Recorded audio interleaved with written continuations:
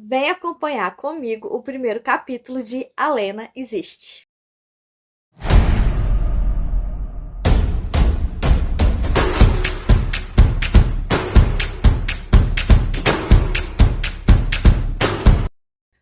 O livro A Lena Existe é do autor Roger Doll. Eu não sei se o nome dele fala assim, se não for, me desculpa. E é lançado pelo selo Novos Ases, da editora Ases da Literatura. Então, bora começar essa leitura pelo prólogo. Prólogo. Um zumbido de eletricidade e engrenagens. Um cheiro de óleo. O mar de metal refletindo as luzes que giravam e giravam no salão escuro. E, então, de repente, um desespero enlouquecedor. As máquinas começavam a formar um semicírculo ao redor da jovem negra, que a Lena tinha a sensação de ser sua mãe, embora soubesse que não era. Uma serviçal vestida em farrapos, encolhida contra a parede, com lágrimas nos olhos e ainda tentando encontrar palavras, mas sem conseguir emitir mais que alguns grunhidos. A Lena conteve o impulso de correr em direção a ela, no mesmo instante em que uma das máquinas moveu os sensores em sua direção, escaneando-a de cima a baixo. A mesma máquina odiosa que sempre a afastava de qualquer pessoa de quem ela gostasse. Com um profundo sulco em forma de lua crescente no que seria o seu pescoço, se ela não fosse apenas um monte de metal com traços vagamente humanos. O robô se demorou analisando-a, e então, enquanto todos os outros liberavam mecanismos que a Lena jamais havia visto, deu meia volta e deslizou em direção a ela com urgência, preparando uma venda com 2 de suas hastes braços e estendendo outras 4 para contê-la. Conforme a máquina se aproximava, a Lena se dava conta do quanto era pequena e de como era inútil resistir. Teve a sensação de que seu coração falhava, enquanto o ruído metálico de peças se encaixando ao fundo se tornava ainda mais alto e mais assustador. Mas não chegou a ver, e muito menos a compreender, o que estava acontecendo. Antes que o ruído terminasse, seus olhos já tinham sido vendados, e ela estava sendo carregada para longe dali. Então, em seguida, rasgando o silêncio, veio um grito agudo e lancinante que a Lena supôs que viesse da jovem negra. Mas sua voz estava distorcida pelo terror. O grito se prolongou até que uma sequela de disparos e pequenas explosões o interromperam. A Lena acordou assustada, a roupa encharcada de suor, assim como em todas as vezes que tinha aquele sonho ou pequenas variações dele. Demorou para perceber onde estava e para se lembrar de que era uma mulher adulta agora, que nada daquilo era verdade e que máquina nenhuma jamais poderia fazer mal a seres humanos. Repetiu algumas vezes o mantra que sua tutora havia lhe ensinado. Sou eu quem programa minha mente. Por fim, convocou seus micro-robôs massageadores e solicitou um apsique, uma dose de qualquer coisa que fizesse cair no sono outra vez. Em menos de 1 segundo, o aplicativo calculou seu nível de ansiedade e as possíveis variações negativas como resistência, reação ou dependência a substâncias padrão para aquela situação, além de avaliar as quantidades e os produtos disponíveis no reservatório químico. A partir dos resultados, preparou a dose mais adequada e eficiente que conseguiu. A administração foi feita de um modo quase imperceptível por minúsculas injeções aplicadas pelos robôs massageadores. Funcionou. Dentro de poucos segundos, a Lena estava mergulhada outra vez em um sono profundo. E completamente sem sonhos, desta vez. Um pouco antes de perder a consciência, ainda repreendeu a si mesma por voltar a se perturbar com aquela ideia absurda e sem nenhum fundamento de que máquinas seriam capazes de matar um cidadão de um mundo. Capítulo 1. Faltava poucos metros para chegar ao topo, quando a Lena decidiu fazer uma pausa para descanso. Alguma coisa a incomodou durante toda a escalada, um pensamento vago que ela não conseguia fixar nem compreender por inteiro, mas que tinha a ver com os pesadelos recorrentes envolvendo um berçário e máquinas assassinas. Permitiu-se olhar a paisagem para afastar a sensação incômoda e para saborear a sensação de estar ali no alto, sem nenhum sinal de civilização por perto, e sem usar um único equipamento de segurança, apenas a sua habilidade mantendo-a presa à rocha. Contemplou o imenso vale sobre a luz dourada de um sol que só começava sua trajetória no céu e respirou fundo. Naquele instante, um bando de pássaros majestosos e coloridos cruzou o céu na linha do horizonte, perto bastante para que ela conseguisse distinguir uma grande variedade de cores em suas penas. Sorriu por um momento e, depois, seus pensamentos levemente renovados voltaram-se outra vez ao paredão de pedra. Alena estava entre as melhores alpinistas de sua seção, tendo sido convidada várias vezes para eventos competitivos. Mas escalava por hobby, e apesar de gostar bastante do esporte, tinha uma certa aversão à ideia de competir nele. Assim, recusou tantos convites que, com o tempo, eles pararam de chegar. Algo lhe dizia que, no instante que a atividade se tornasse profissional e incluísse a pressão da vitória, perderia completamente o interesse para ela. Portanto, mantinha a prática como exercício matinal dentro do seu Propean, ou Programa Padrão para Evitar a Atrofia Muscular, prestes a se tornar obrigatório por lei, mas que por enquanto era apenas enfática e constantemente recomendada na realidade virtual em que todas as pessoas de um mundo viviam, o chamado Masterverso.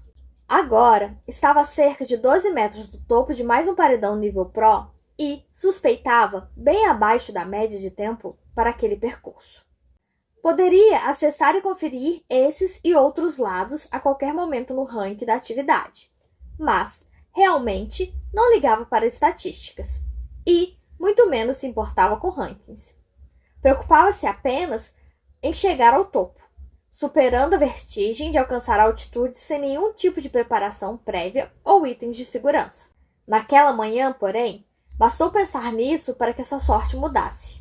A cerca de 10 metros do topo, uma pedra se desprendeu do paredão assim que Alena segurou e transferiu seu peso para ela. Com um ruído seco, o apoio que estava ali simplesmente deixou de estar, e Alena foi arremessada para trás, para longe da rocha. Ainda agitou os braços inutilmente no ar, tentando agarrar-se a qualquer coisa, mas já não havia mais nada ao alcance. E no instante seguinte, sentiu o estômago se revirando como o início da longa queda. Em menos de um segundo, seu corpo atingiu o chão do apartamento, diante da esteira vertical, enquanto seus olhos continuavam recebendo as imagens da queda gerada pelo Masterverso. Então, dobrou os joelhos para apoiar as solas dos pés no chão e abriu os braços. Com as mãos voltadas para baixo, para se sentir mais segura enquanto viu o topo do paredão se afastando cada vez mais para o alto. A visão deu uma tremida antes de se estabilizar, simulando o que teria sido o impacto ao fim da queda, e seus músculos finalmente relaxaram um pouco. Mas manteve o corpo na posição em que estava, enquanto ordenava mentalmente que seu avatar no Master se levantasse outra vez, ao que ele prontamente obedeceu.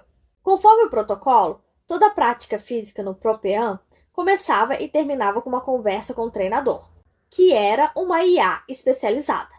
Alena esperou até que o seu aparecesse, batendo com a mão a terra que havia ficado em sua roupa na simulação. O treinador apareceu e ainda ficou em silêncio por alguns segundos, apenas parado ao seu lado, como se esperasse que ela tomasse a iniciativa da conversa. Mas a queda deixou de mau humor, e ela não tinha a menor intenção de lhe dirigir a palavra.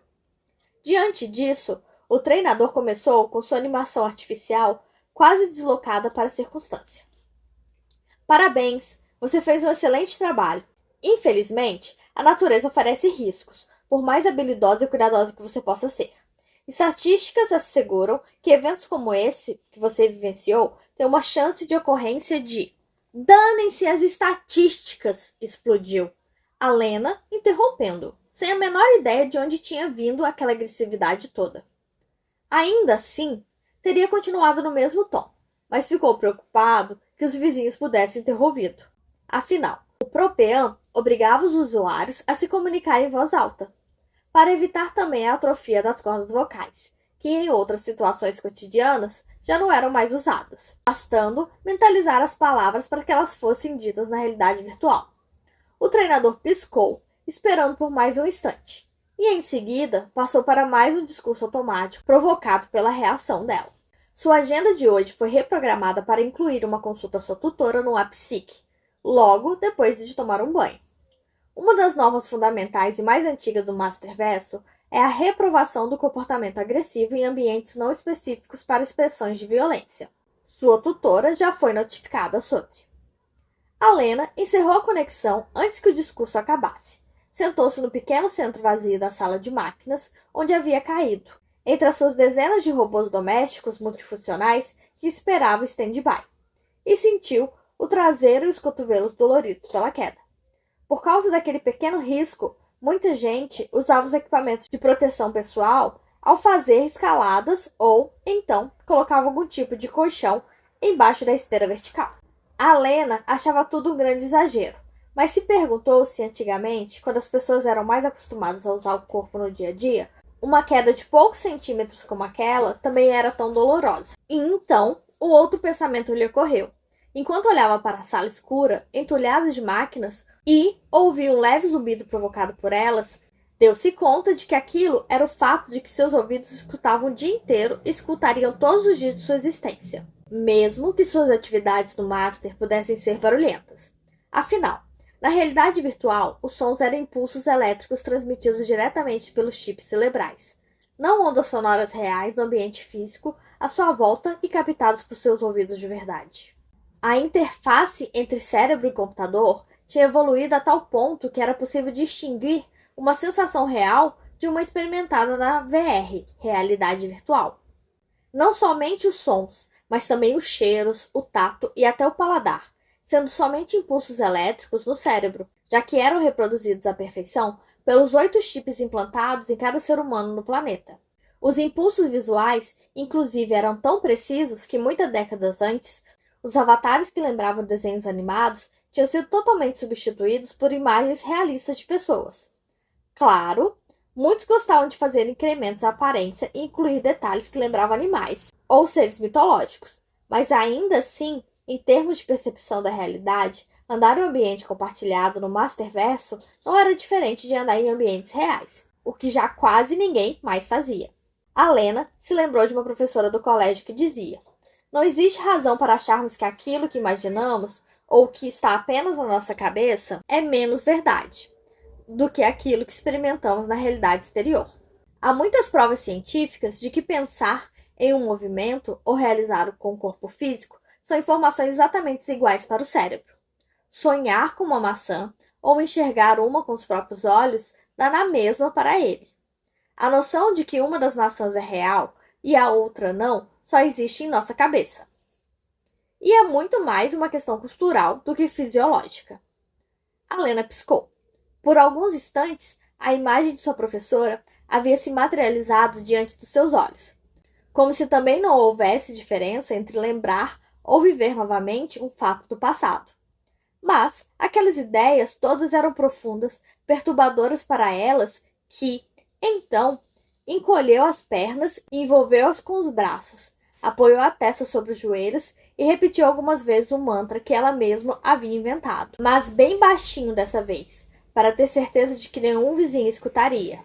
Eu estou aqui, eu estou aqui, eu estou aqui. Eu fiquei muito animada com essa história. Sinceramente, eu acho que a gente tá caminhando para isso. A gente tá indo num caminho sem volta para viver nessa realidade virtual. E é muito interessante. A gente não pode negar que isso é uma coisa extremamente interessante. Então eu tô super curiosa para ver onde essa história vai dar. E com o pensamento, se implantasse 8 chips na gente, o pessoal da fake news estaria louco agora. Mas isso é história para outra conversa. Assim que eu terminar de ler, vai ter resenha aqui. Um beijo e até a próxima.